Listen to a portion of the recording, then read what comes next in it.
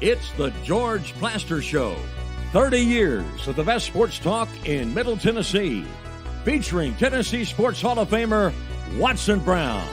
And it's a shame it's taken this long to get an introduction for this Tennessee Sports Hall of Famer, Kelly Holcomb, along with young gun Billy Derrick.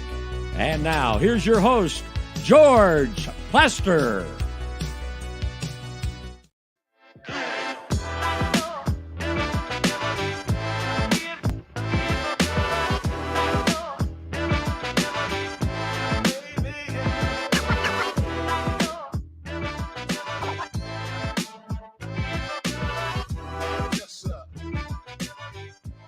Hello again, everybody. Welcome in. It's a beautiful Friday. As we begin this broadcast, it is 65 degrees and sunny in Nashville, Tennessee. Feels amazing. Oh, my God. This is a taste of the spring. It's probably not going to last very long, but this is also Groundhog Day. yes, it is. Yeah. So I don't know what he saw, what he didn't see. What do they call him? Punxsutawney Phil? Phil. I've never known how to pronounce that. Anyway, we are at Friday, and we always, when that happens, look up to the heavens and say, thank God. It's Friday. What we have coming is a 62-degree Saturday with really good weather and about as attractive a college basketball slate as I can ever remember for one day. Listen to this triple header that ESPN's got. And this is not all the biggies, but this is three of them. Houston at Kansas, 3 o'clock from, what do they call it? Fog Allen Fieldhouse. Yep. 5:30, Duke, North Carolina. Enough said. 7:30, one of the 3 or 4 games of the year in the SEC, Tennessee at Kentucky. Tennessee has been established. This is an early line. May change because when you get the first number, oftentimes there's reaction to it. Tennessee's favored by 1.5. Early line has Vandy, Missouri, which is 2:30 tomorrow, is a dead pick'em. Neither one of them have won a game in the SEC. Something has to give. The winner wears black and gold. Vegas just gave up on that one. They said, whatever. They may have. So anyway, no Kelly today. Mark Griffin will join us around 2:20. We got a lot to talk to him about, including what are the obstacles you face when you go to Rupp? I have been as a broadcaster 8 times to Rupp to do a game, 0-8. Only came close once. Those were some pretty good Kentucky teams under Rick Pitino, and before that, under Eddie Sutton. But it is a big old barn. I mean, there's a reason it seats 24,000. There's incredible noise there. Having never played, I want to hear what Mark's perception of it is. Then in the 3 o'clock hour, a lot of different news.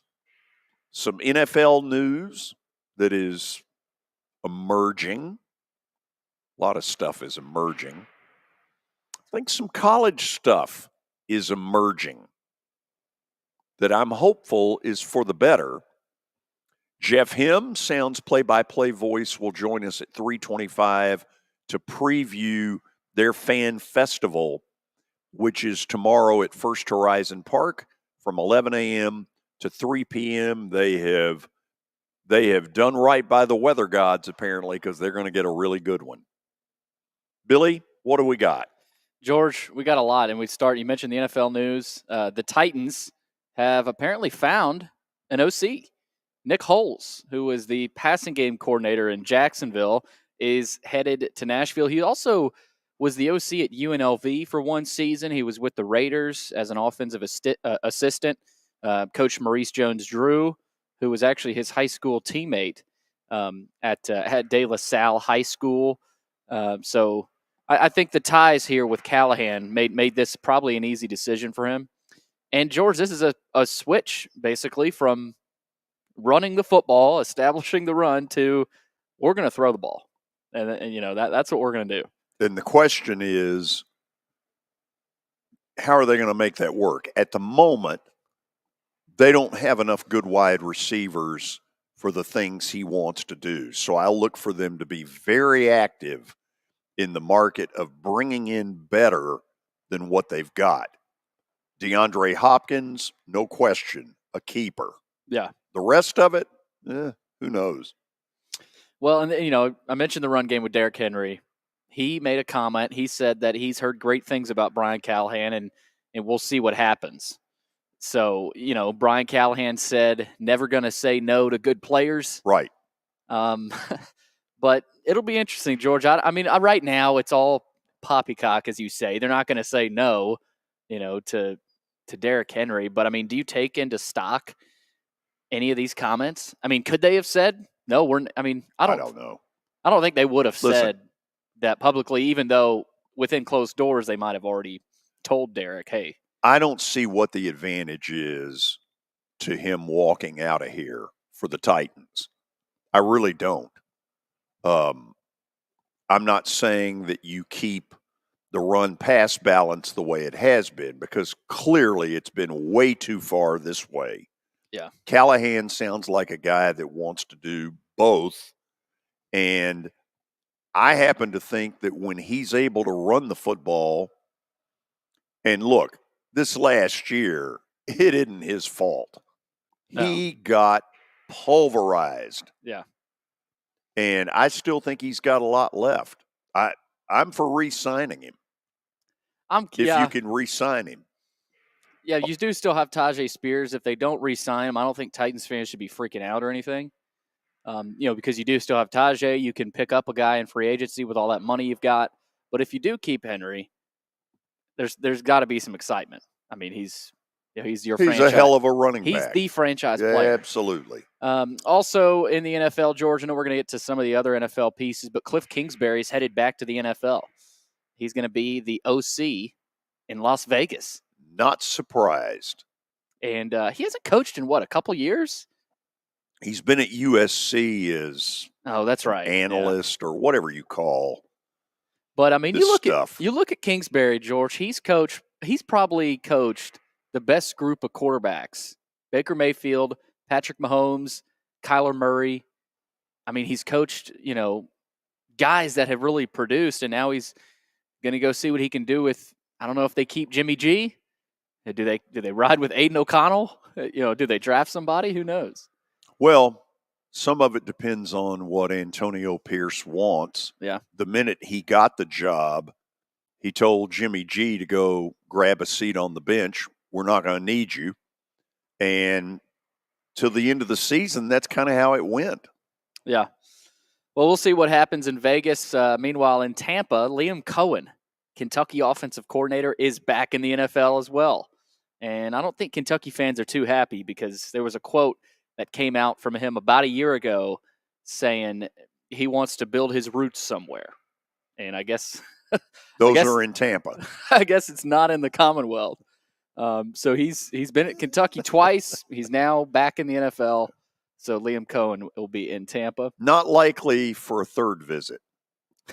No, could you imagine, though? Goes back. It's crazy. I don't know if he'd be welcomed back with open arms. Transfer portal. Yeah. College piece, big college piece here. I don't know that people really, it's kind of slipped through the cracks today, but the Big Ten and the SEC are forming an advisory group as their conferences bond tightens. With, of course, everything going on with Tennessee right now, it feels like a smart move to basically say, look, we are college football, these two conferences, the Big Ten and the SEC. Now, what this means for the future, what else happens when it comes to NIL and portal? Does this basically mean the Big Ten and the SEC might comprise something. Who knows what it means at this point? That we're gonna spend a chunk of the 3 o'clock talking about it, though. Because what people want is the NCAA gone. I think most college fans are looking for that. How soon does it happen? Who knows? But they're forming an advisory group, whatever that means. How about this, Billy? See if you'll buy this. All right. I'm going to give you some strong opinions about that announcement and also this Tennessee thing that the NCAA let loose on. Because I think ultimately there's a chance that this is the final nail. They're a vindictive group. They always have been. And I think this time around, if they really had something, wouldn't they have shown their hand as to what it is? That's the thing. The NCAA hasn't done it. They weren't specific, which forced Tennessee to be vague too. I mean, they're basically saying, "Look, what are you saying we did?" Basically, I would tell the NCAA to go to hell. I think Donde Plowman did that. I think she pretty well did. Yeah. But this is the case everybody's been waiting on. That in Tennessee might be this case specifically. I'm sure there'll be more. I'm hearing A&M might be that next school, but kind of the straw that breaks the NCAA's back, potentially. But elsewhere, let's go to basketball. We got a loaded slate tomorrow in the SEC. Arkansas and LSU at 11 a.m. South Carolina is at Georgia. That's a big one. Boy, Georgia kind of hanging on. The winner of that game, man, especially if it's South Carolina. Well, if it's South Carolina, they're already going to be ranked next week. I'll be interested to see what this win would do. Should have been ranked before then. Yeah, on the road. Athens has proved to be a tough place to play this year. And then this is a good one, too. 3 o'clock, Florida at Texas A&M. That'll be on ESPN, too. A&M needs it. Florida got the win at Rupp, so they may not be as desperate, but every game is important in the SEC. If you sweep at Kentucky, at Texas A&M, you want to talk about resume builder, that's it. And Florida, we're getting into this with Griff, but Florida really jumped in the net. I don't know if it was quite 10 spots, but after that win at Rupp, they catapulted up there. Auburn is at Ole Miss tomorrow night. Another rowdy crowd in Oxford. And then That's Tennessee. tomorrow night? Yep, 5 o'clock. Gotcha. And then Tennessee at Kentucky in Rupp. We'll talk about that. And then Mississippi State at Alabama. State needs it. State, they're 3-5 in the conference. They need this to go 3-6 and try to dig yourself out of that. It's so hard to say if you lose it. The thing is, they are really dangerous. They are. I mean, to be 3-5 in the conference and kind of at the bottom right now, that tells you how deep and good the league is this year. They did a lot to win the game at Ole Miss, and it just didn't happen. Mm-hmm. So we'll get into that with Griff. But George, the NHL, I was wondering. Okay, we got the NHL All-Star stuff this weekend, and they have switched their format. I don't know if they did this last year, but they've got it's 2 semifinal games. We got Team McKinnon against Team McDavid, and then Team Hughes against Team Matthews, and the winner of those games will play in the final. I guess they're starting to do things a little bit like the NFL now, where you're trying to get some viewers because these All-Star games are pretty much dead. Other than, MLB, I like watching that, but even that is just not very appealing. I think doing that game in the daytime, you're talking NHL All-Star game, does not help them. No.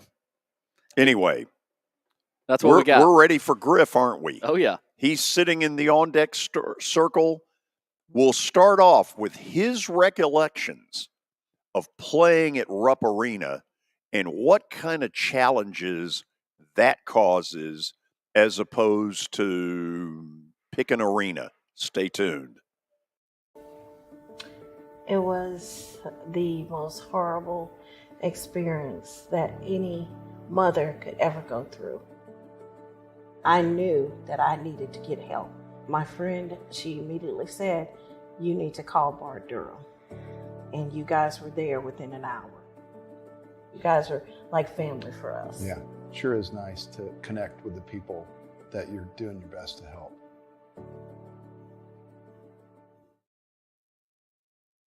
As the trusted premier custom home builder in Middle Tennessee, Donnelly Timmons has over 20 years of experience in the industry. Whether you're looking to build your dream home or renovate your current home, their team will ensure that every client and every remodel is unique, luxurious, and completed on time within budget. Founders Dustin Timmons and Joey Donnelly have over 25 years of construction experience in the Nashville area. Together, they have completed projects in Forest Hills, Oak Hill, Green Hills, Franklin, and Brentwood. Dustin and Joey believe that communication is the most important aspect of all construction projects. Therefore, they personally manage each project themselves and are involved in job site activities on a daily basis. Their commitment to quality and integrity has earned them an outstanding reputation among their clients. Contact them to set an appointment for a free consultation or to view some of their completed projects. Give them a call at 615-456-7983 or log on to DonnellyTimmons.com. I'm Watson Brown. I'm Kelly Holcomb. I'm Billy Derrick. We're the George Plaster Show. We've been Nashville's best sports talk for the last 30 years. And you know what? We still are. Catch us live weekdays from 2 to 4 p.m. Central Time in Nashville on YouTube, Twitter, and Facebook. Also, the podcast version is available on Spotify and Apple Podcasts. The George Plaster Show is Nashville's best sports talk, 2 to 4 p.m. Monday through Friday on Twitter, Facebook, and YouTube. There's a podcast version available on Spotify and Apple Podcast. Looking for more than just awards and trophies? Southern Trophy House is your one-stop solution. For over 60 years, their team has created lasting impressions with a personalized touch. From embroidery to screen-printed apparel to corporate awards, signs, and name badges, they have everything you need to keep your brand shining bright. With their knowledgeable customer service team, you can relax as they create, produce, pack, and ship merchandise and awards on time and on budget. That includes etched crystal awards, custom-cut acrylic name badges, embroidered Richardson ball caps, banners, screen-printed T-shirts, laser-engraved Yeti cups, and knives. Recognize your hard-working team from Southern Trophy House, where they do their best to help you recognize your best. Located at 2705 Nolensville Pike in Nashville, give them a holler, 615-256-7295. Visit southerntrophy.com. Southern Trophy House, for all your personalization and recognition needs.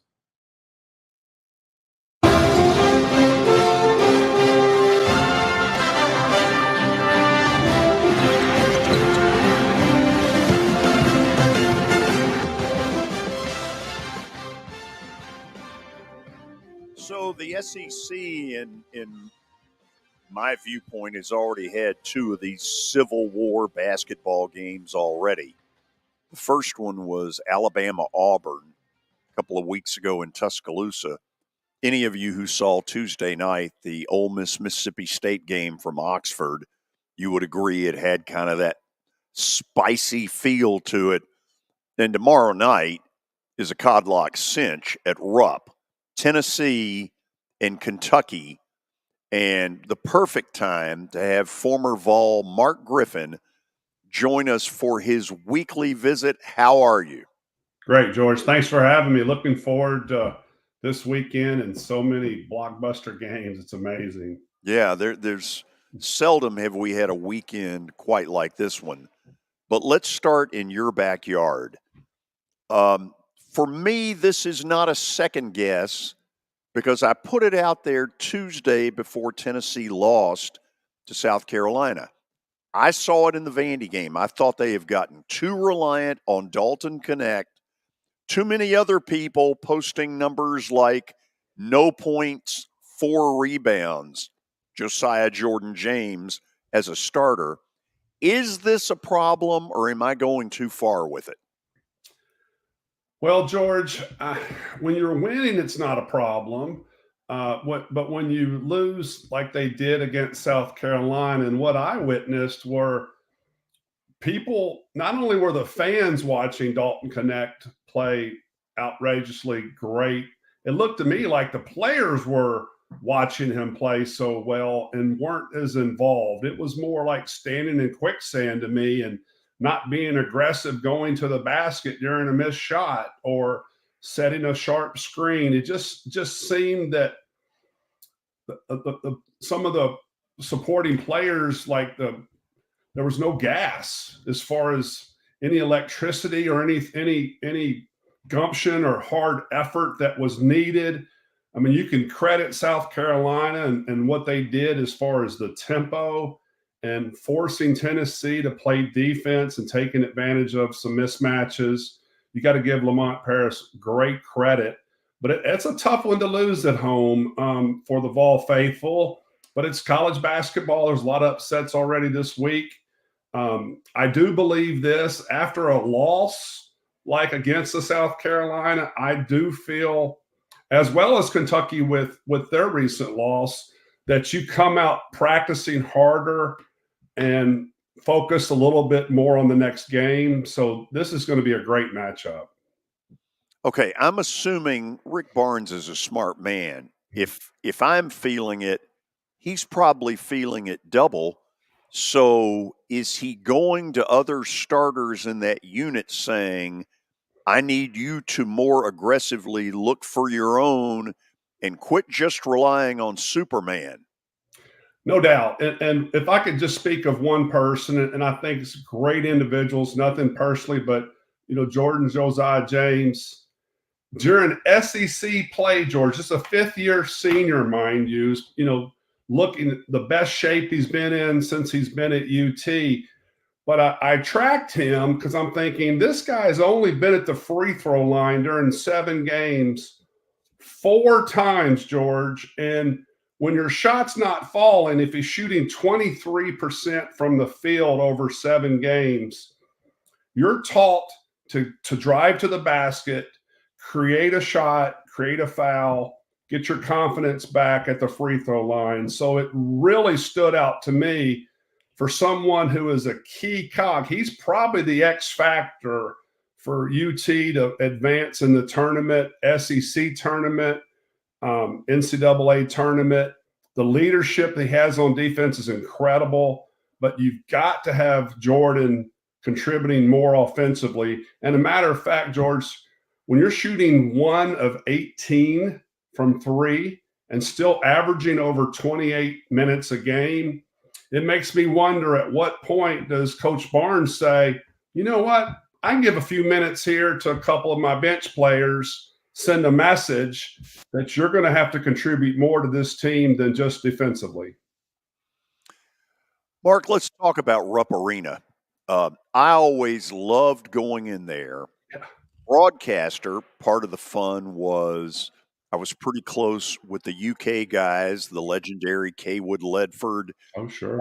Hacker. God, what a beautiful shot that is. Wow.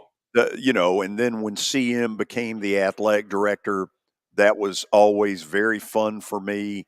And you always saw, it felt a little bit like a Laker game where you'd look and Pat Riley's over here and Dan Issel over here and blah, blah, blah. You always felt like it was the biggest of big time in college basketball. But for a player, besides the fact that you were always playing a really good team, what problems does Rupp Arena cause a player? Wow, great question. I think first and foremost, for players not to be in awe of Rupp Arena because of the tradition, the history, the pride of the former players, the current players, not getting wrapped up into the hype of someone being a 5-star or future NBA player. And that's hard to do. I mean, I know when I went up to Lexington each of the 4 years while at my time at UT, I just kept thinking back when I was a kid, thinking, I just hope I have an opportunity to come to a game, much less wear the the orange uniform and compete against these, former high school All-Americans. But I was really impressed with the crowd, very boisterous, well-educated, knew a lot about your background and made fun of you. And I actually liked that. But just how deafening the crowd was, as far as noise, they seemed to never let Kentucky get too down when another team was making a run. And, we'll see if that happens tomorrow. But it's definitely a huge advantage. Now, have people found ways to beat Kentucky at Rupp? Yes, but it's rare. And the tradition is like no other. It's an awesome place. I mean, George, even the people that worked in the facility were so nice, respectful. I think the Kentucky faithful, like Tennessee, really respect this rivalry. And I'm so glad that it's continued. And I'm glad to see that Kentucky is playing as well as they are, and Tennessee overall is playing as well as they are. Even after both lost this week, it's going to be a tremendous matchup. In recent years, it's gotten a little chippy, and I expect it to get very chippy very early tomorrow night. Let's go to a couple of specifics. How do you think Kentucky tries to guard Dalton Connect? Wow. I think they will shift various people on him and not just have one defender. I think they're going to have to really up the communication, which is tough in Rupp because it's so loud.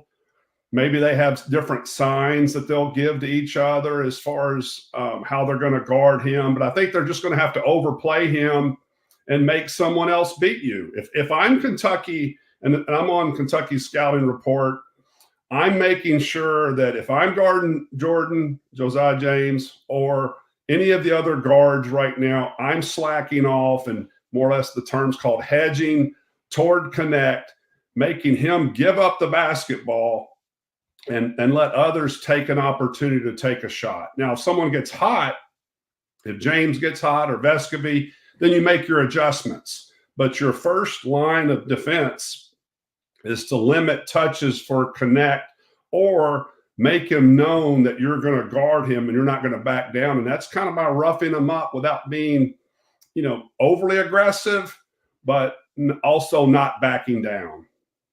Mark, you talked about Talon Cooper a couple weeks ago. I thought he did a phenomenal job. Now, Connect got his buckets, right? He's going to score. But Cooper is not the biggest guy, and I thought that was a good formula of how to kind of, get physical with Connect. Oh, no doubt. You're right. He was one of my most underappreciated players, MUP, George. And he's been shining the last several games, as the rest of the South Carolina squad has. It's going to be a great matchup. I really look forward to seeing how Kentucky guards him. Now, with Kentucky, defense is an option. I mean, they're it's not like they're a strong defensive team in the first place. So if they do step it up against Tennessee, then I think Tennessee is going to be in trouble because we haven't seen that defensive consistency other than, for me, Trey Mitchell has been the most constant defender. But with the other guys, some of them just aren't that strong without calling several of them out. That's just not what they do, unfortunately. Now, if they can get their defense together, George, Scott, this is an unlimited team as far as how far they can go. Put that picture back up, the one that's from the top of Rupp. Holy cow. That's where Tennessee fans sit, right? That's where their 50 seats are. Yeah. Is up in there. Either that or on top of the scoreboard. That's where George would say when they play Presbyterian, Patty Hearst hides up there. Well, that there's some truth to that. Mark, do you have to call a timeout one possession earlier at Rupp than you normally would? Why is that, George? I'm just curious. Because the atmosphere, or because this is a place that feeds on runs and feeds on a frenzy, and you may normally not take the time out until the next bucket, but at Rupp, I think you've got to calm them down quicker. I think it's a great point, and I'll be watching for that since you mentioned it, because I've never really thought about it at such a hostile environment. I don't recall playing and Coach DeVoe doing so. And as many of you may know, Coach Barnes is not one to call a lot of timeouts. He likes to save those and sometimes, is not able to use all of them. But, I mean, he knows what he's doing, but it's not a bad strategy. Whatever you can do to stop those runs. And, Kentucky's they're like the third leading scoring team in the country. So, I mean, they're going to have runs, and they've got great shooters. So whatever strategy that UT can have, if that's going to settle down the crowd, there's no better way, though, George, to settle down the crowd is to make baskets and play defense. Now, Tennessee's going to play defense. What we don't know is how consistent are they going to be offensively, and how much is UT going to share the ball. And will Zakai Ziegler pick it back up? He had an 0 for 6 game last time. Unlike his normal performance, I mean, he's going to be a key. There's several keys, but the biggest key for me is making sure that Tennessee hasn't lost that chemistry. Because you can have talent, but if you're not on the same page and playing for each other, then you're going to face trouble. And that's what I had wondered about Kentucky earlier in the season, where all these superstar individuals, would they come together and bond and say, hey, let's win first. We'll get the accolades when the season progresses and over, but let's play together first and foremost for each other and for our university. They play tomorrow. They'll play to close out the regular season, and hopefully they'll play a week later at Bridgestone.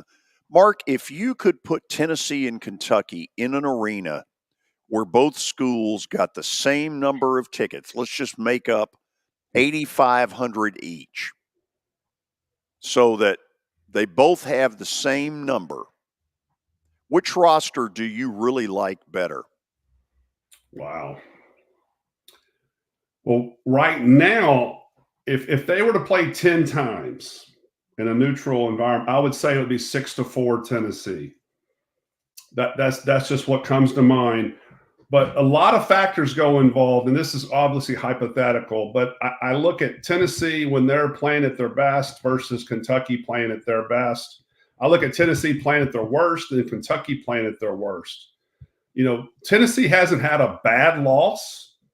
If you want to call South Carolina a bad loss, I think you're mistaken. Kentucky, to me, had a bad loss at home against Wilmington, and Tennessee hasn't faced that.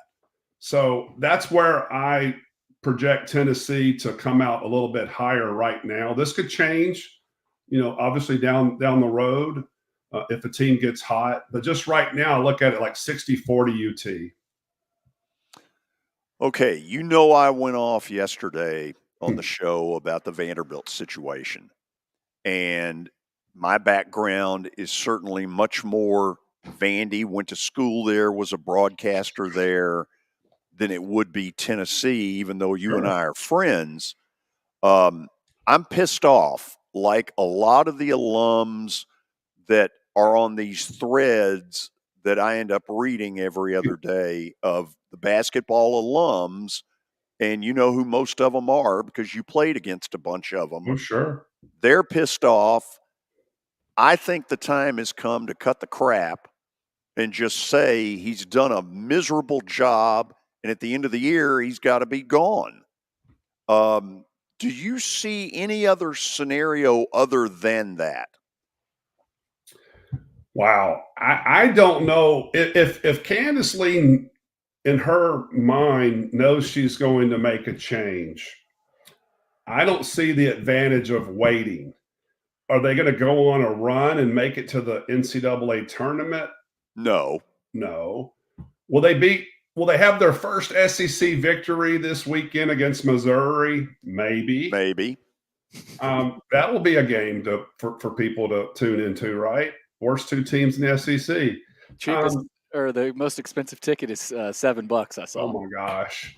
But I think if she knows and obviously, I don't know what her day in day out activities are, but someone's got to be in her ear. You're going to have that influential individual or individuals that's saying, hey, this is what you need to look at. If she knows, why would you not go ahead and make a move? And the timing, if they lose to Missouri at home, I don't know what else. Why else would you wait if they already know? And I don't. And I'm not going to buy this. People are saying it's because of a so-called buyout. I mean, someone writes a check. Vanderbilt's got money. They got plenty of money, and there'll be enough people, George, that who have money that played at Vanderbilt that would be willing to write a check today to make a change, because there's some coaches out there, George, that would love to come to Vanderbilt and turn this program around. Okay, And, stop there. Okay. Because there is that question right now. This hasn't been a 2 or 3 year thing. We're going back to 2 years of Bryce Drew, and now 5 years of this guy. And they're not relevant. They're not anything other than just a punchline at the end of all these great games that the SEC is in right now. So what is the interest level out there amongst college coaches? Oh, it's got to be. There's so much to sell. We've talked about this on during this segment before. I mean, you've got to when people sell Vanderbilt, you sell the diploma, the opportunity after school. You sell the city of Nashville. I mean, it's thriving. And you sell that it's a basketball school in the SEC. You don't sell that it doesn't have air conditioning, but that maybe they'll take care of that. But there's so many attributes that you can sell with the tradition. If you can bring back the former student athletes and get them involved, then they can help sell the program as well, because you have the tradition. You have the loyal fans. It's not like it can't be brought back like it was several years ago, where all the coaches that you know very well, George. So it can happen. It's just a matter of when. And I don't know why you continue to wait. I just don't, especially after this weekend. I mean, I hope Vanderbilt wins, but if they don't, I'm just wondering, is it going to be like a Black Monday, and will something be announced?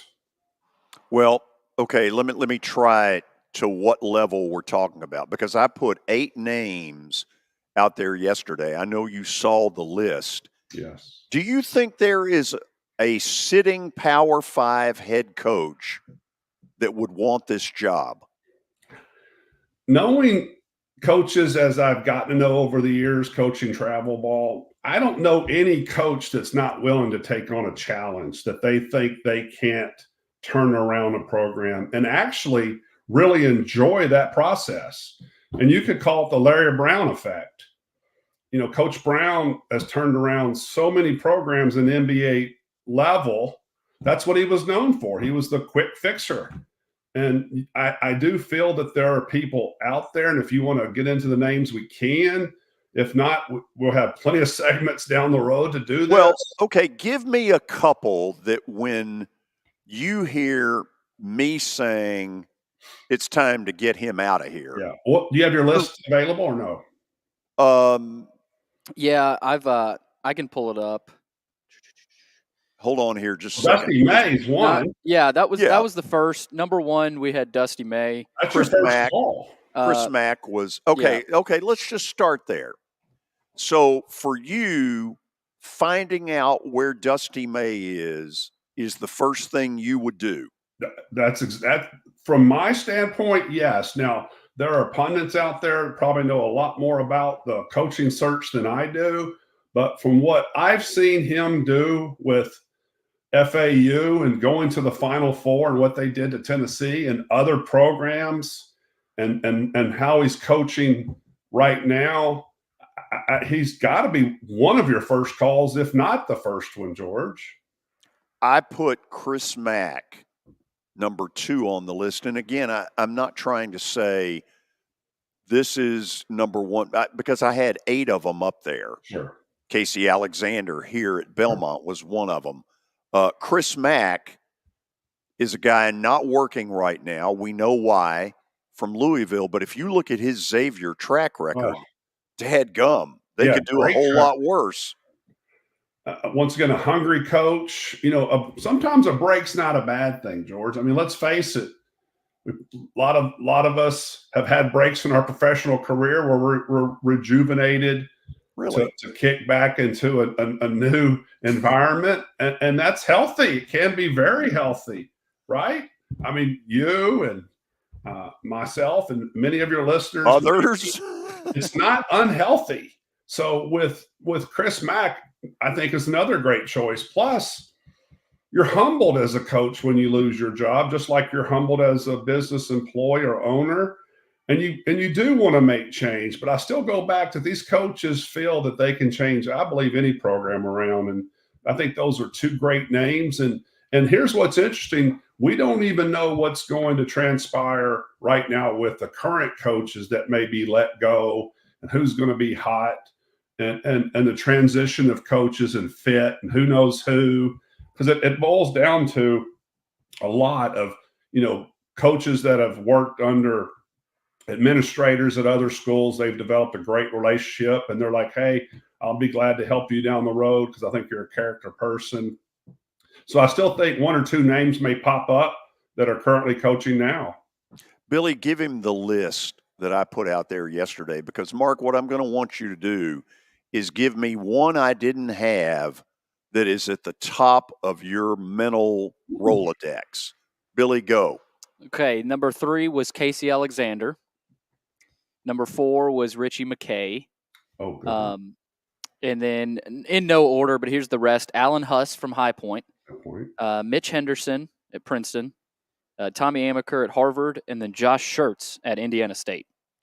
John Hurts, right? I think it is John, yeah. Yeah. Ooh. You may talk about all of them, or I just talk about one? No, I want you to give me one that wasn't on that list that you come away saying, man, if it was my search, I'm going to talk to this guy because I want to find out about him. Wow. And you know what? I will be bluntly honest. I can't think of someone right now other than what's on your list. But I will say this, if you don't mind, is I don't know if we'll talk about John Schertz or during our segment or not, but I think you really have to consider what the Sycamores are doing at Indiana State with him. And if you want to, I can get into more details. We're going to do that after the break. Fair enough? Fair enough. Let's do that. They are right now the leader in the clubhouse in a Missouri Valley Conference that is way tougher than most people around the country know. A lot of people have them pigeonholed as a one-bid league. You could go 3 or 4 deep and not embarrass yourself. We'll talk about Indiana State and more when we come back. Hit After Hit has become the baseball store in Tennessee. They have over 1,000 different models of gloves and over 1,500 wood bats. They also have several Iron Mike pitching machines as well as a Hit Trax machine. If they don't have it, you probably don't need it.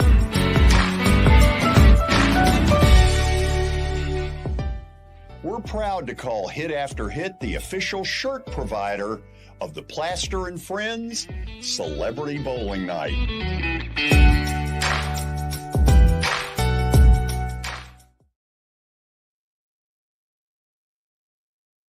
Forget the fact that Sir Speedy Music City is owned by my BGA classmate James Warren. Their work stands on its own merit. James and his staff do incredible work, as evidenced by the huge banners at the Plaster and Friends Celebrity Bowling Night. If you're looking for quality to help your marketing and business communications, and you want it at a reasonable price, these are your folks. Call them at 615-832-9511 or go to print at sirspeedymusiccity.com. And be sure to tell them Plaz sent you. Family owned and operated for more than 2 decades, Alaco Fine Wood Floors is Nashville and Middle Tennessee's choice for premium quality hardwood floors. Since 1995, Jimmy Alaco and his army of employees have embodied the approach of taking pride in one's craft and providing superior customer service, growing from a one-man shop to a team of 23 professionals who share the founder's passion for quality craftsmanship and customer satisfaction. If you are interested in contacting them, you can find their headquarters at 2505 Winford Avenue in Berry Hill, or give them a call at 615-356-0303. Again, that's 615-356-0303, or log on to alacofinewoodfloors.com. Alaco Fine Wood Floors, serving Middle Tennessee's hardwood flooring needs since 1995. Over the years, more men have started to seek help for hormone deficiencies and imbalances, and Dr. Jeffrey Lodge and wife Daphne, along with their experienced staff, give men the treatment required to improve their quality of life, improve your immune system, energy level, cognitive function, and more. There's no better time to achieve a healthy lifestyle. What are you waiting for? Give Cool Springs MD a call today for an appointment at 615-486-3458, or visit the website coolspringsmd.com. For over 35 years, Wilson Bank & Trust has been committed to providing customized banking solutions to help individuals, families, and businesses in Tennessee achieve their goals. As your full-service community bank, we are proud to offer loans with competitive rates, local decision-making, and fast, friendly service from our experienced lenders. No matter where you are on your financial journey, Wilson Bank & Trust is ready to help you take the next step. Visit your nearest Wilson Bank & Trust office or online at wilsonbank.com to get started today. Member FDIC, Equal Housing Lender.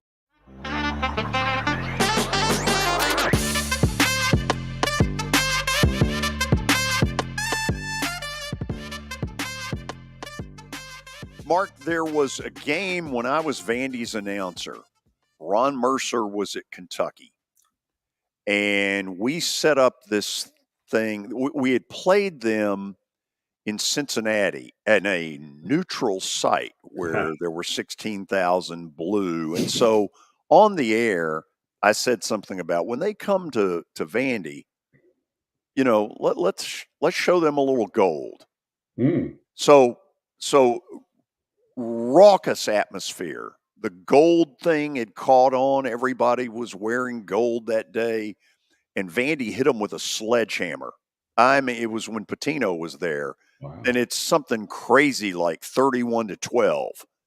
And it is always stuck in my mind. Mercer had this massive slam dunk right before halftime that fueled this second half comeback. Twice this week, I have seen teams hit with an absolute knockout punch and get off the deck instead of quitting and win. Alabama did it at Georgia. Indiana State down 28-10 at Belmont. Wow. Got their stuff together and came back and won. So here's Indiana State sitting here at 10-1 in a very underrated league. Talk to me about this team that does not have the hick from French Lick. Yeah. Wow. What's amazing about this team, I did some research, and they've got 3 juniors and 2 sophomore starters. And when they come and they're bench players, they don't have a big bench. They only have 1 senior that plays a lot of minutes. But Indiana State is number 1 in the nation in 3-point percentage. Number 1 at over 40%. They're 3rd in the country in field goal percent. And another factor that I think is going to help during their Missouri Valley Conference tournament, and hopefully if they can get in the NCAA tournament, which is looking good now, is they're 13th in the country in free throw shooting. So that's a recipe for success. Yep. This coach, I didn't know a lot about him other than I knew him. Well, in Knoxville, Harrogate's not too far, Lincoln Memorial, and he was just killing it up at Lincoln Memorial with like an 84% winning record. And then someone took a chance from a D2 school, Indiana State. He's in his 3rd year of a rebuild. First year, they won 11 games, George. Good for him. and then went 23-13 last year. You know, Tyreek Key that played for the Vols transferred from Indiana State. They lost a lot of people. And now they're 19-3, and Lenardi has them projected as an automatic qualifier. Now, what's key, and I'm going to be tuning in probably during timeouts tomorrow because I'll be watching the Duke Carolina game, but they are on at the same time at home against Drake. That is going to be a barn burner. And Drake, those are the two best teams. The two best teams. They're the ones that, as you mentioned, if there's multiple bids right now, the talk is Drake and Indiana State at least. But I wanted to feature this team because it's not a team you hear about unless you're talking about Larry Bird. But they've done a tremendous job so far this season, and I'm looking forward to following them the rest of the season. And also, Coach Schertz will have to make a decision at the end of the season. Does he stay because of his talent level, like a Dusty May has done at FAU with most of his starters returning, or does he move on? So, in your opinion, he should be on Vandy's list? I think he should definitely be on Vandy's list. Now, I just think in my gut is I think he comes back. But if it's a great fit and he has a great interview and everything's lined up well, I could definitely see Vanderbilt looking at him based on his success and how they play. They play a 5-out system, George. Yeah. Spacing, and they're just driving, and kicking. And it's perfect for Memorial. Perfect. Okay, let's put up real quickly the SEC net. That we do every week. Mark, take it wherever you want to for a couple of minutes. Yeah, and I'll be kind of brief on this, but the reason I like to show this, and thanks, Billy, excuse me, for Billy to put this. Thank you, Derek. I know. Well, he said Josh. I'll call him Derek. Lenny. Mr. Derek. So what I like about this each week is just gives you a little ballpark figure of where the teams are moving forward. And, I think now, what are we, 6 weeks out, but, still enjoying the week-to-week upsets and pulling for our respective teams. But I like to at least focus on two, the movers and shakers. And that's Florida. Florida now is legitimate NCAA team as of today. They jumped 6 spots to 36 from 42. What can Rupp do for you? That's pretty significant. Yeah. And of course, the second team, the most probably talked about team in the country right now, at least in the Southeast, is South Carolina with, have they ever had a better week in the last 25 years? By beating, Kentucky and then beating Tennessee, they jumped up 8 spots to 41 from 49 and obviously solidifying their resume with 2 quad 1 wins. So those are the main two. We see at the bottom, Missouri against Vanderbilt, for those who will tune into that to see who gets I think their first win. I don't think Missouri's won a game. I'm not sure. Yep. So that's it. 0-8 versus 0-7. Okay. Yeah. Mark each week does a couple of other things that are a little different. Which one do you want to go to now? You pull it, I'm ready. Billy, big decision. I'll run Underrated. with it. MUP. And man, what a game. Here's someone that's not talked about. It's great timing for this weekend because, when I talked about Kentucky's defense being an option, I look at Trey Mitchell as the most solid defender that Kentucky has and what he contributes to a team with everyone talks about what Vitale mentions, the diaper dandies, which they do right now have 6 freshmen that are projected to be first or second round draft picks, which blows my mind. Now, I'll throw a little trivia in, George. Well, I'll give you some knowledge. The last time Kentucky and the only time had 6 players got drafted in the NBA was 2012. They won a championship. The Anthony Davis group. Anthony Davis, #1 draft pick, exactly. So there's some correlation there, which I like to look up. But with Trey Mitchell, he's 4th in the SEC in rebounds, and he's 8th in the SEC in blocks. So he's showing that he does contribute defensively. He's a double-figure scorer, almost 8 rebounds a game, very consistent. What I like about Trey is he can step out and shoot the Trey. And so he's going to be a tough matchup. I don't know if Jordan Josiah James will guard him. I'm assuming he will. But that's a tough matchup because if you can spread him out and when Reeves has the ball, can drive and kick, it just opens the court for straight line drives, they call it, being able to drive straight to the basket. And if you can let Trey Mitchell go to the perimeter, it just opens up the 3-second area, and it's just going to help their spacing and shot opportunity, which Kentucky's been so successful so far this season. Okay, I'm going to hit you with 3 games. You tell me who wins. You ready? Yes. Houston at Kansas, and this is not as good a Kansas as it used to be. Can they muster enough to pull this off? No, I think Houston beats them by 8 at least. And I'll tell you why. I watched Houston play at Texas, and I've always thought, oh, Houston, not a great conference. Well, guess what? They're in the Big 12. And they have tremendous talent. They have a tremendous coach. And I love their guard play. And their bigs are agile, great athletes, not as effective on the block as far as their bigs, but they're the number 1 defensive team in the country. And Kansas, I know they beat UT.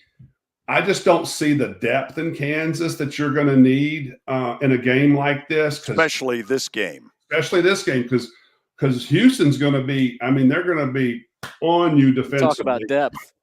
And they're going to run at you in waves. They're going to run at you. They're going to put pressure on you.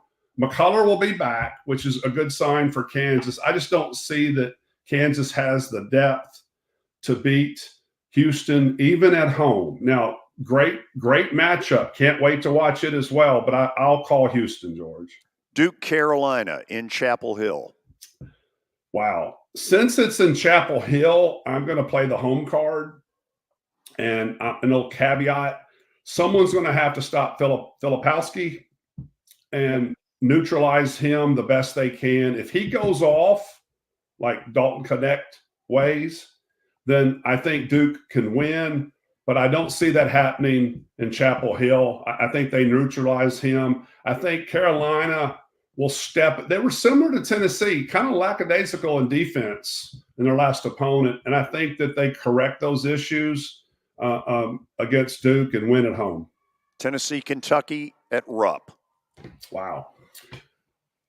I would love to say Tennessee here, and I'm probably going to get some text and phone calls. And I know I saw that they're a favorite, which really surprised me. Yes.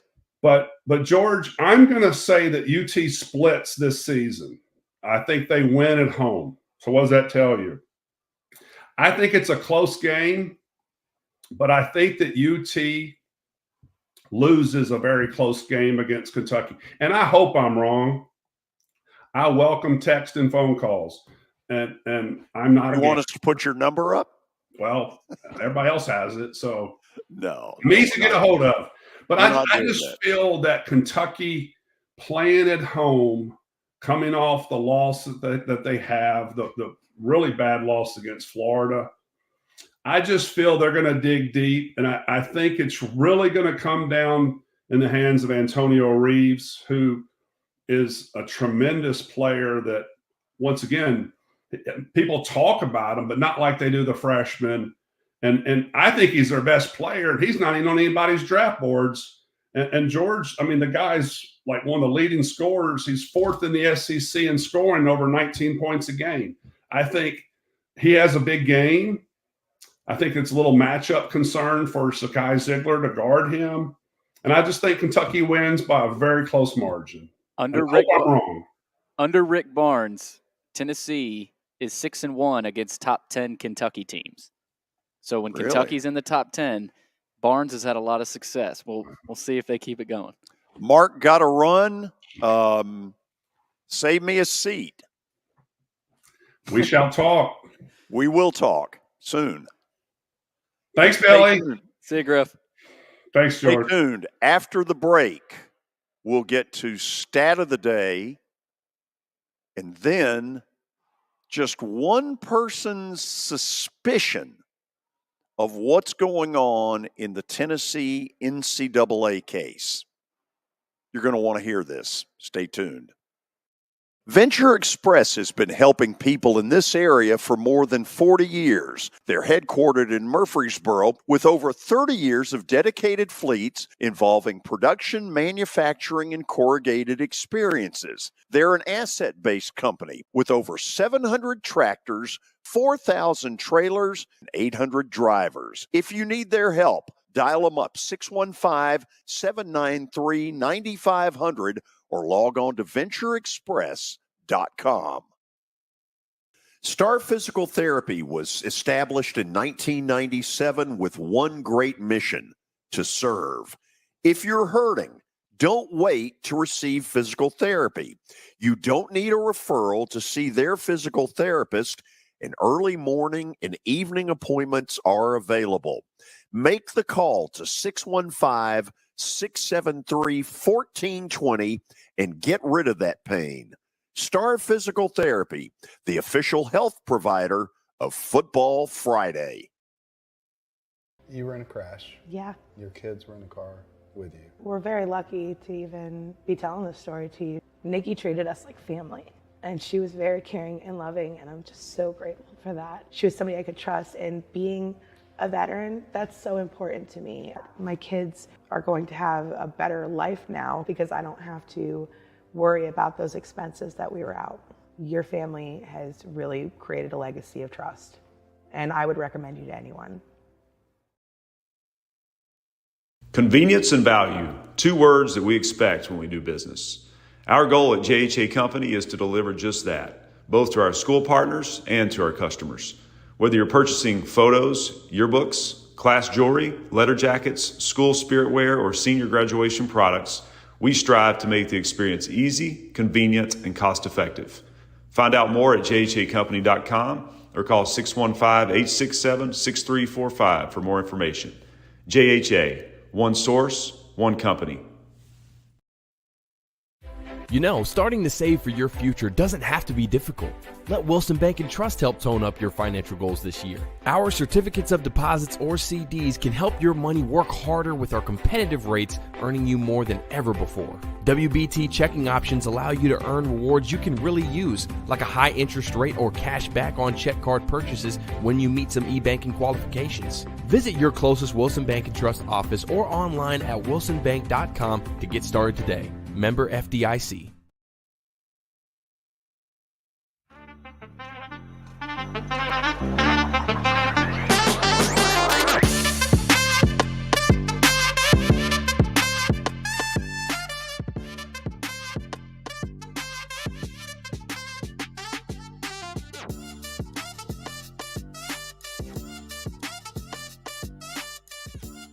Top of the hour on a Friday. Beautiful Friday here in Nashville. It's time for Stat of the Day, brought to you by John English Antique Sports and Cards. You can find them out in Shelbyville. They're open during the week, Tuesday through Friday from noon to 5, and Saturdays from 10 a.m. to 5. Give them a call, 931-492-4304. All right, here we go. We're going NFL. Since the 2015 season, only two quarterbacks have 25,000 passing yards and a 100-plus passer rating. Tom Brady is one. Who's the other? Crickets. There are some crickets. That's what you would call radio silence. Yeah. Or dead air. Dead air, neither of which are good. There are two names popping into my head. Matthew Stafford and Kirk Cousins are the two names. Show me who it is. Wow, I'm surprised you got it. Oh, atta baby. How did you know Kirk Cousins? He throws for a lot of yards. He does. If you look, Washington days and Minnesota days, he always throws for a lot of yards. I don't know what... I'd love to know how many 400-yard games he's had. I feel like it's a lot. I don't know what his future is in Minnesota, but I think he will be a very attractive free agent as a bridge. Oh, yeah. Because he's better than most bridges. Kirk Cousins is, I want to say, 35 or 36. Yeah. Maybe Vegas, if they want a bridge quarterback and to develop a guy they draft, maybe. Who knows? ATL. That's a good ATL. point. Okay. We're going to start what is a very cynical segment on my end about our friends at the NCAA, which right now might have a little something to do with the University of Tennessee, which seems to be in their crosshairs. I'm going to go back to a story, and let me say up front, I don't know what it is they're being accused of. Nobody's telling us. I have a theory on that, but let's just hold on to that. I am not in this segment going to tell you Tennessee's guilty. I don't know what they're guilty of. You don't either. And I'm not going to say Tennessee's innocent because I don't even know what it is they're being charged with.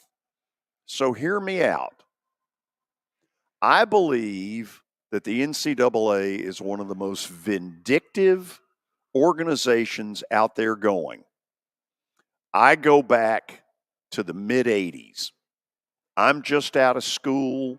I'm a young announcer, and I know that all hell is breaking loose in Kentucky. I have a friend who had played basketball at the University of Kentucky when the NCAA swooped in 1985. Some of you have heard me tell this story. It was like radar. The NCAA is in Frankfurt. They're getting to Georgetown. They're near the castle. They're here. And it was like the whole community clammed up.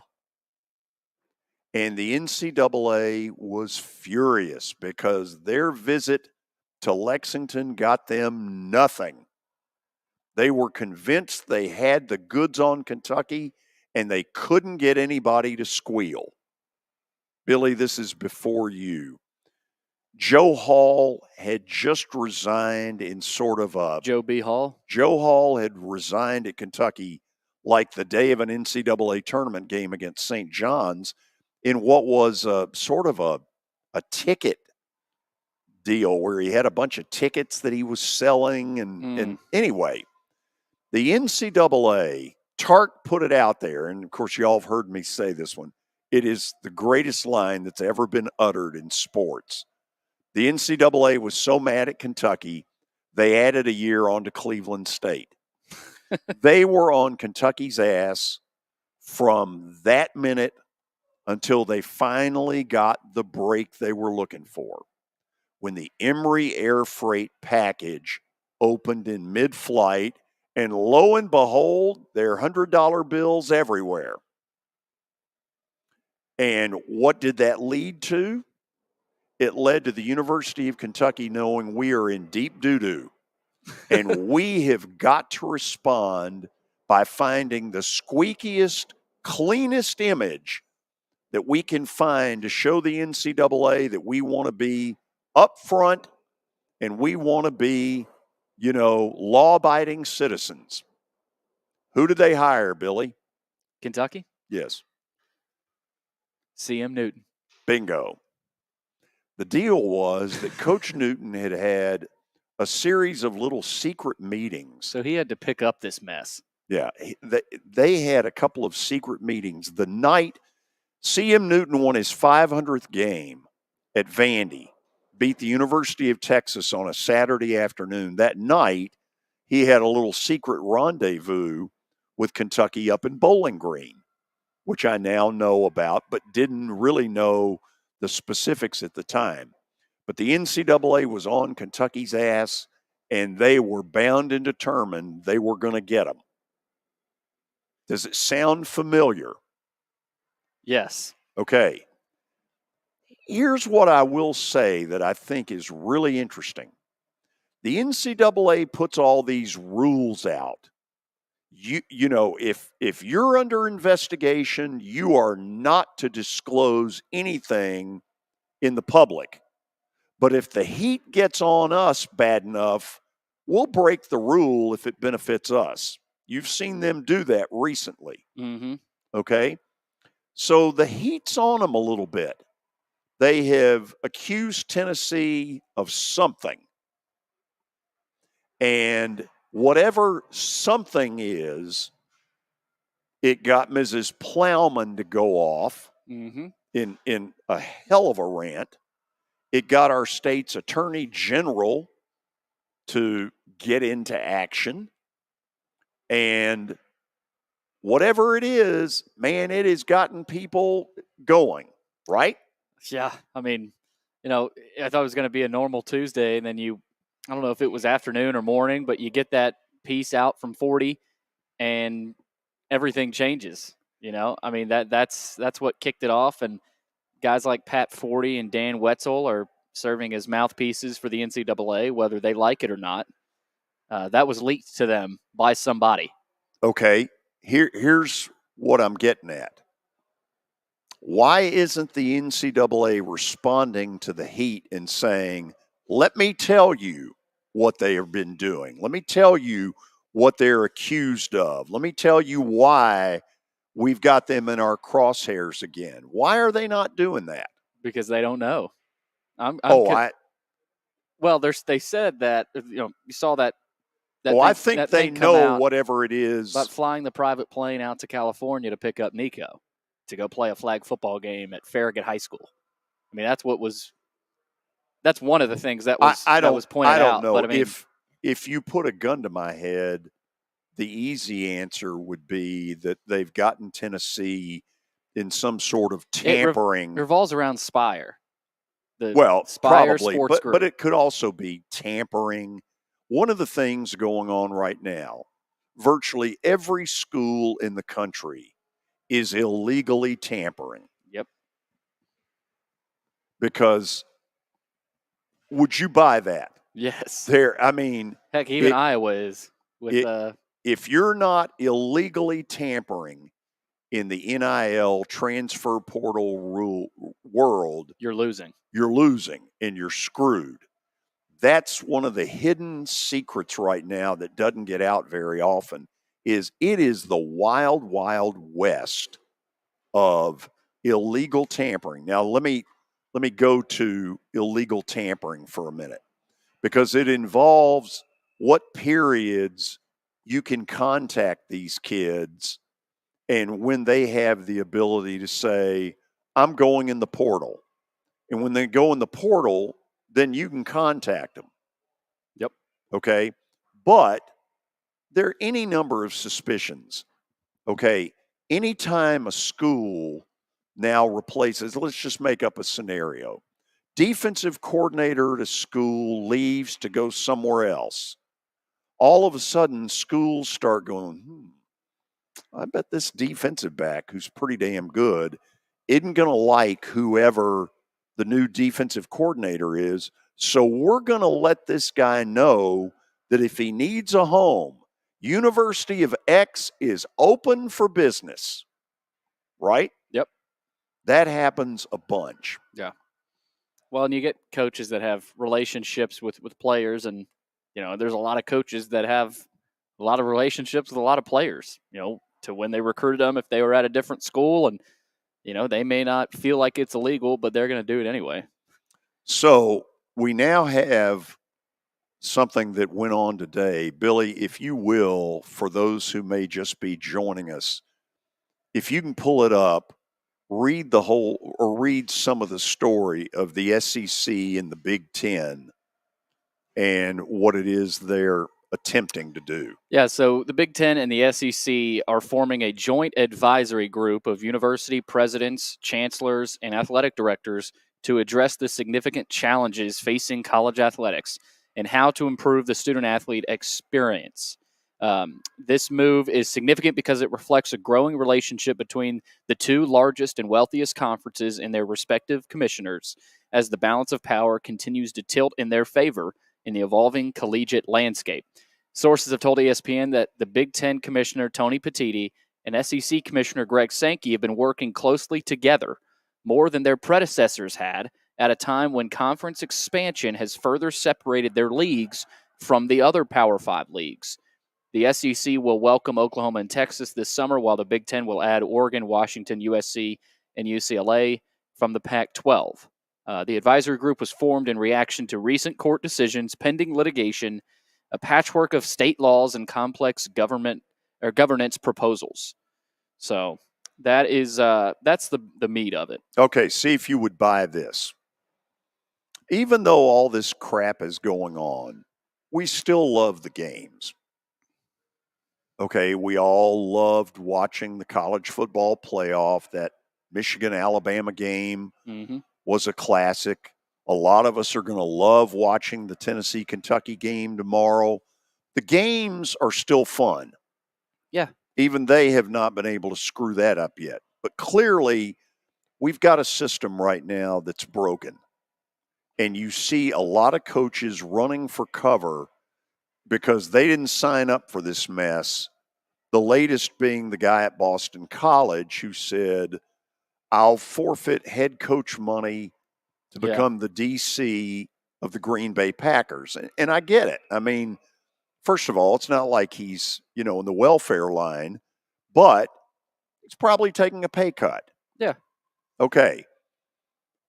I have felt for a long time that what really needed to happen was we needed to get a group of coaches who have some sense, administrators, coaches who, are fair-minded, who want level playing fields, get them in a room one weekend, and they don't come out until they offer up some solutions. Now, I grew up around one of those people in C.M. Newton. If he were alive today, he would be one of the 4 or 5 people I would want in that room. So who would I want in that room right now? On the coaching side, Nick Saban. Why not? I mean, he ain't got a dog in the hunt right now. That's not a bad one. I would want Tom Izzo at Michigan State. I think he is one of the more thoughtful people that's involved in this kind of stuff. He's a guy I'd want in there. I'll be honest, Rick Barnes is a guy I would probably want in there. Yeah. I find him to be a guy that makes a lot of sense when I hear him talk. I'll give you one, and sadly, he's not in the college business anymore, but I thought he used to make a lot of sense. Brad Stevens. I don't know why he ever left the college game. Because he wanted to. Got offered the Celtics job. That's true.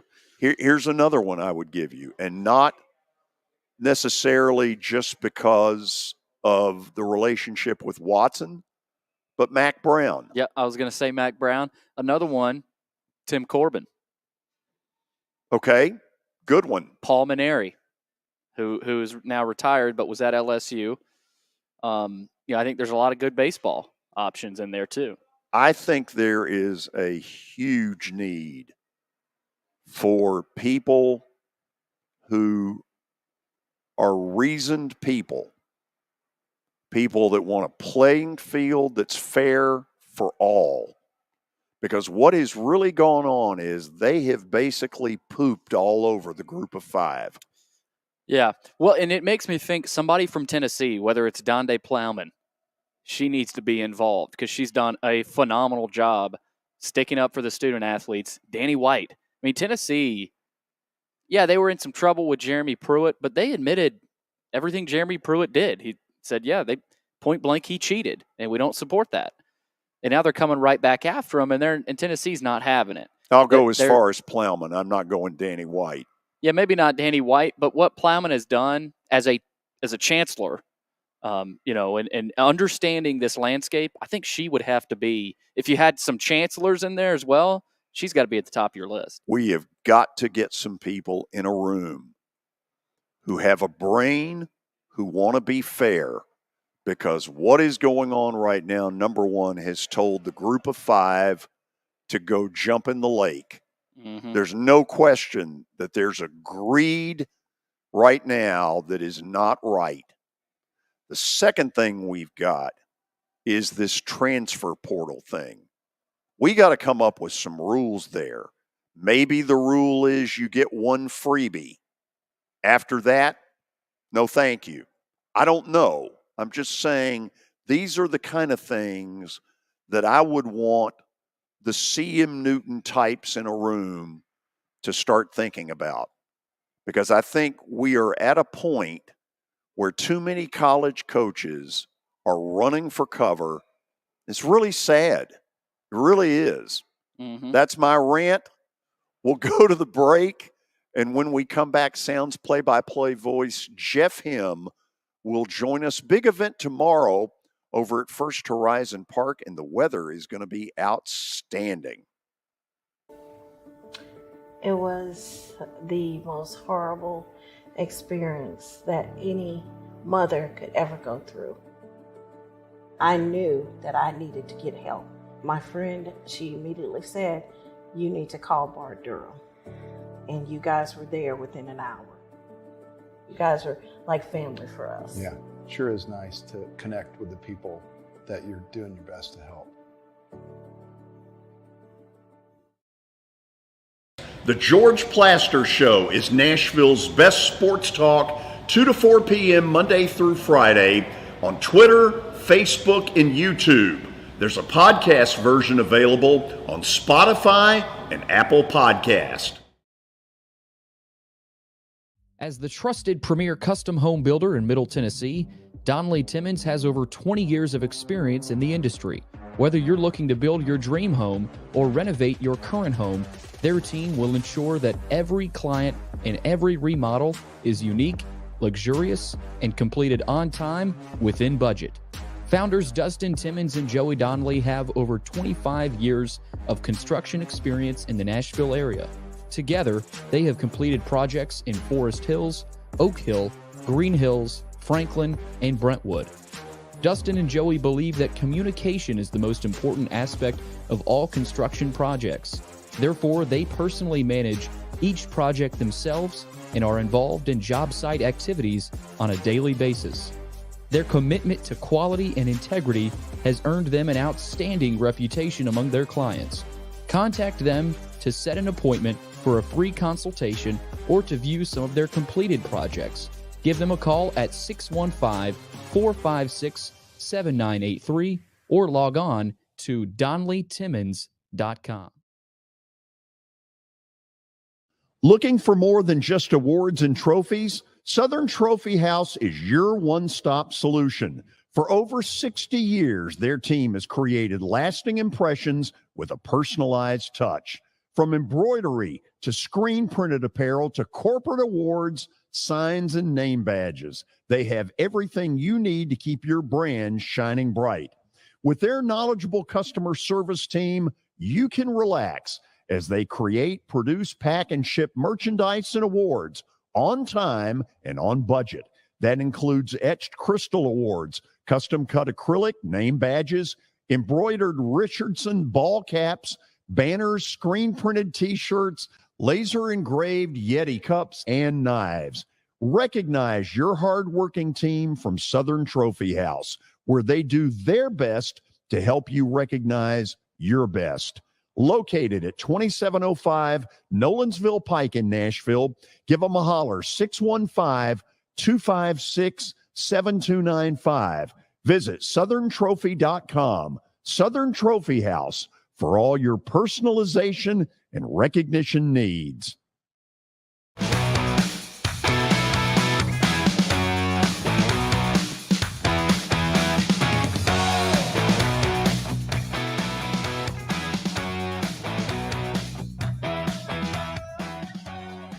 Well, as some of you know, last week we had Sounds General Manager Adam English on, and he was telling us about the event that Jeff Him is about to talk about. And I made some comment like, well, you could use good weather. And he was like, No kidding.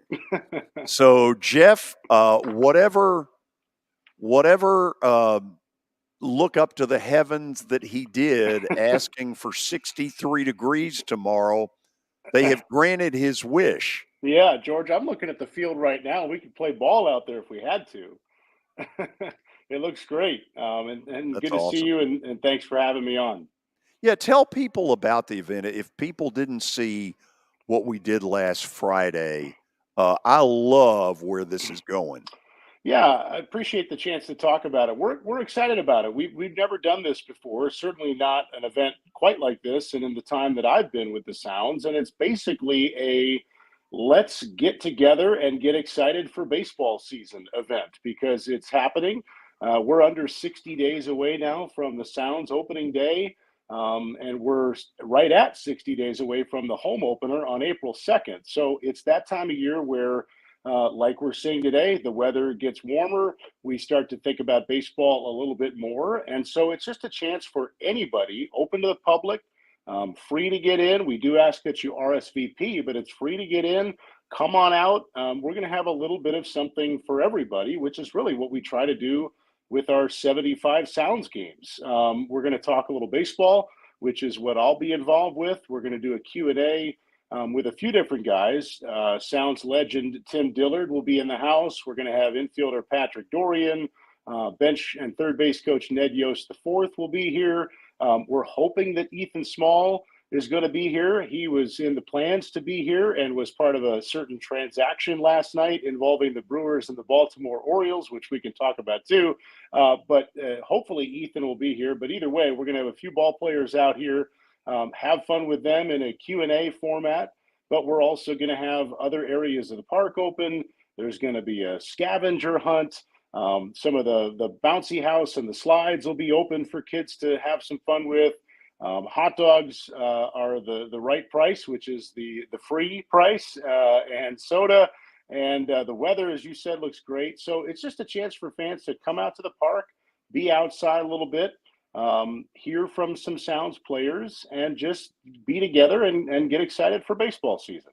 Billy said they are the plaster price. Yes, and my price too, for that matter. The 5-finger discount. So absolutely, yeah, a couple hot dogs, something to drink, be outside, be at the ballpark, talk baseball, think about baseball, and just get excited. And our single game tickets are going on sale this weekend. We've made a bunch of promo announcements this week, and there's more to come. So it's that time of year that we do a lot of that every year. Now we're just taking it a little bit further and having an event at the ballpark that we can all have fun together at. And Jeff, this is coming off a year where y'all killed it at the gate.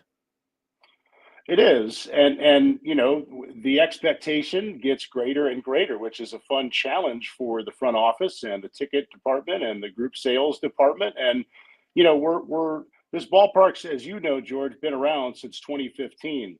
And a lot of times the new ballparks around the country will do great those first 2, 3, 4 years, and then it dips. This ballpark and this fan base and this market and the Sounds following overall just goes nowhere but up continually. There is no waning of a honeymoon period. I think this ballpark and what the Sounds offer to this community and the fan base is as great as it's ever been. And I think the crowds reflect that. And so I think there are going to be a lot of people here tomorrow just excited to be around the game again because it is that time of year. I'm one of those people. So a lot of major league teams do this, but I have not heard of many minor league teams that have. I'm with you. Like I said, I've never either with the Sounds or my previous stop. We would do in my previous stop. We'd do a winter banquet, similar to like what the Old Timers Association does here in town, which is a great event that I've been to many years. I think there are a lot of different hot stove type events in other markets or that sort of accomplish what we all want to accomplish. But to your point, nothing quite like what we're trying to do as a AAA franchise. You're right. A lot of big league teams will do something A lot of times it's indoors, understandably, depending on their market. I think that's part of what's cool about this tomorrow, and the weather is going to be great. We get to be outside, which I think is part of why a lot of us love baseball. It's an outdoor sport, and so that component feels really cool tomorrow to have it at the ballpark and to have fans come out. And I'm curious to see what the turnout looks like because, like you said, we've never done something like this before, and it's not common at the minor league level. But as you know, and Adam English would tell you, like, we don't want to be common. We want to be uncommon. And I think the Sounds are achieving that in all kinds of ways. He will not be at the park tomorrow night at 7:30. I'm just going to give you the alert on that. Something tells me his antenna will be aimed at Rupp Arena. There's a slight chance of that. Yeah, I mean, you're saying you know why the event is from 11 to 3 tomorrow? Is that what you're No, but I will just say if anybody's looking to wait around until 7, it won't be open. Yeah. And I do want to, I'm glad we talk about timing, even if it's jokingly. We do want to let people know it's from 11 to 3, the event tomorrow, but it's an open house format. You want to come for lunch and hang around for a little bit. You want to come early afternoon. You want to come late morning, whatever it is, the gates will open at 11. We'll have the Q&A and autograph sessions going over the course of those few hours with the guests. The games will be open. The food will be there. And so folks are welcome to be here for as much as they're able. But if they can only be here for an hour, still come. We'd love to have you. And I think the other part, I know Adam talked a little bit about this with you last week, George. The parking is also George Plaster pricing. And you don't get that in this city very often. So no, you don't. What more could you want to come on out tomorrow? Yeah, you're exactly right about that. So where are you doing the Q&A?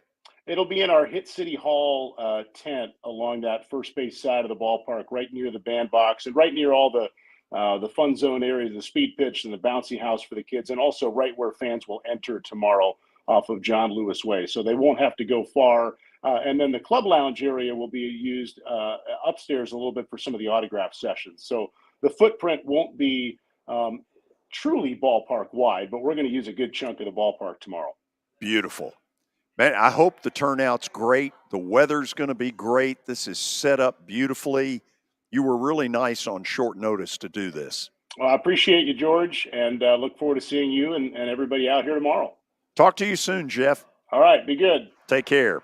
Jeff Him is the outstanding play-by-play voice of the Nashville Sounds joining us here on the show.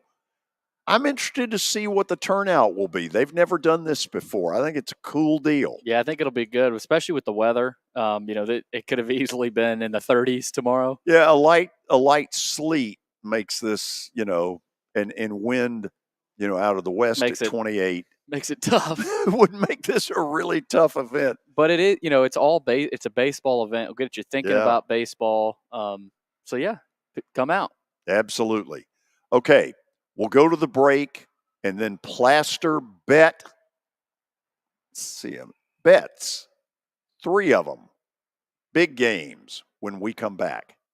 Venture Express has been helping people in this area for more than 40 years. They're headquartered in Murfreesboro with over 30 years of dedicated fleets involving production, manufacturing, and corrugated experiences. They're an asset-based company with over 700 tractors, 4,000 trailers, and 800 drivers. If you need their help, dial them up 615-793-9500 or log on to ventureexpress.com.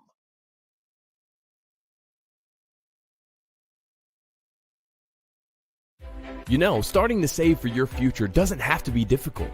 Let Wilson Bank and Trust help tone up your financial goals this year. Our certificates of deposits or CDs can help your money work harder with our competitive rates, earning you more than ever before. WBT checking options allow you to earn rewards you can really use, like a high interest rate or cash back on check card purchases when you meet some e-banking qualifications. Visit your closest Wilson Bank and Trust office or online at wilsonbank.com to get started today. Member FDIC.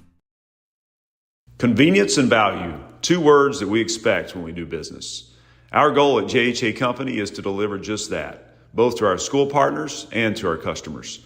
Whether you're purchasing photos, yearbooks, Class jewelry, letter jackets, school spirit wear, or senior graduation products, we strive to make the experience easy, convenient, and cost-effective.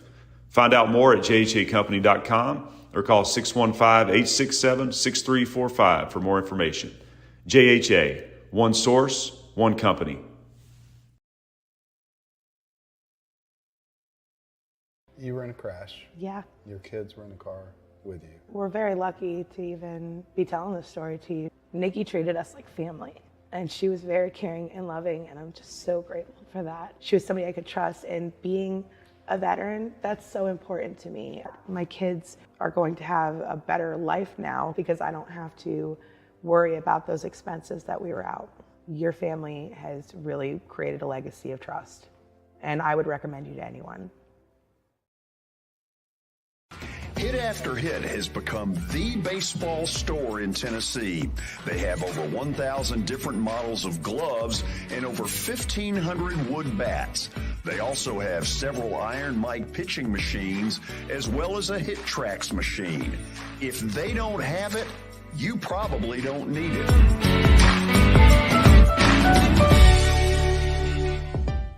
We're proud to call Hit After Hit the official shirt provider of the Plaster and Friends Celebrity Bowling Night.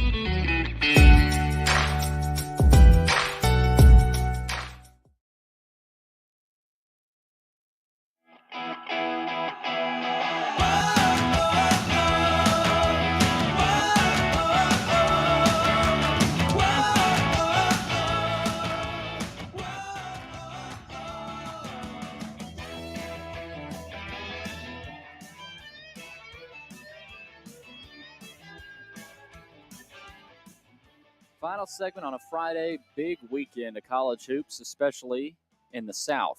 Tennessee, Kentucky tomorrow night. Houston and Kansas as well. Duke, North Carolina. Auburn, Ole Miss. Sit back, relax, as you got a lot of good college basketball this weekend. We'll see where George is going with bets of the weekend, actually. Brought to you by Bart Durham Injury Law. Give them a call, 615-242-9000, or log on to bartdurham.com.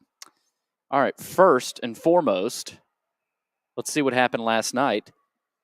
Morehead State covered easily against TSU, but Western Kentucky did not. Gagged it down the stretch is what happened. If you're wondering, I'm trying to see if there have been any real changes in the numbers that have come out here in the last, hour and a half that we're using as part of what we're putting out there. Houston still 2.5 tomorrow at Kansas. North Carolina 5 at home against Duke. And Tennessee 1.5 at Kentucky. So here we go. By the way, Morehead, I went and saw them last night over at Tennessee State. They'll probably end up, if they were to win the league, right now they look like the best team in the OVC. If they win the league by winning the postseason tournament, they're likely a 14 seed. They are athletic enough. If a 3 overlooks them, bang. Really good. I saw Riley Minix while I was in college. He was at Southeastern in Florida, transferred up to Morehead State. Really good player. So let's start with game 1 in the games of the day. Oh, we're going right to that, are we? Okay. There is one reason I'm taking Kentucky, and one reason only. It's at Rupp. If it was in Knoxville, no question, I'd take Tennessee at this point. If it were neutral site, I'd take Tennessee. A couple of things I think are going to come out of this game. Number one, it will be chippy. When Tennessee and Kentucky play in recent years, there's always a lot of pushing and shoving, and it The officials are going to have to do a good job early. Yep. To make sure this doesn't get out of hand. Rupp at times can be sort of blasé, but when Rupp is at its best, it's incredible. It will be incredible tomorrow night.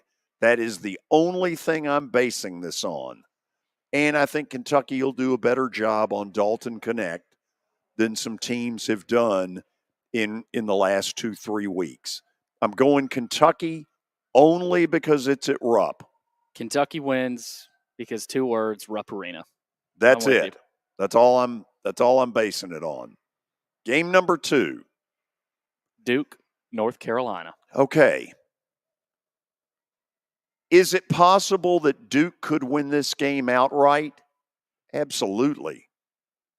Is it more likely North Carolina wins in Chapel Hill? Probably. But if you look in recent years, you think about how many of these games have come right down to the final shot. Does this one? Probably. I'm taking Duke in the points because I think this one is just like all of them.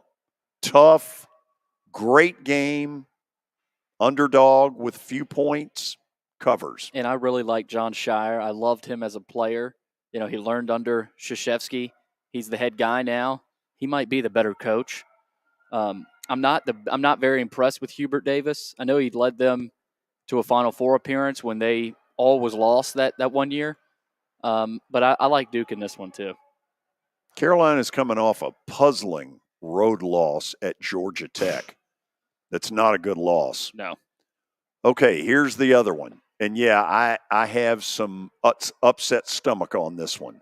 This one will cause you some gas because Houston's really good and they will come at you in waves and they play better defense night in, night out than any team in the country. So what possible reason am I going Kansas? Partly because Billy wouldn't let me change at the commercial break. So while I'm not sold, here are the ways that Kansas wins. This is no contest if it's in Houston. They're just considerably better. But Fog Allen Fieldhouse is Kansas's best ally. Mm-hmm. The second best ally is that Hunter Dickinson goes wild, like scores about 30. They're going to need a big game from him. The third thing that has to happen, because the Achilles heel for Kansas has been this non-existent bench that they have. Bill Self has got to really coach tomorrow. And here's what I mean by that. You know when the dead ball timeouts are coming. Steal 45 seconds and then a TV timeout to give your guys rest. Because the underdog gets favored by those 4 TV timeouts each half. And as a coach, you've got to steal a minute here and there to give your guys a longer break. That's their only shot. Kansas. You can thank Rock me later. Chalk. You can thank me on Monday, George. Rock Chalk. Jayhawk. We're done. We're done. Monday, we're going out to Vegas. Super Bowl. Let's do it. Ray Brewer, Las Vegas Sun, will tell us what this whole adventure is like. He admitted to me a couple of days ago he's never been to a Super Bowl. He's dying to see what it's like. I told him, check out Radio Row. There are a lot of degenerates like me. Also known as the circus. Yeah, the circus has come to town. All of you have a great weekend. Enjoy your basketball. That Tennessee-Kentucky game tomorrow night should be a classic. See you Monday.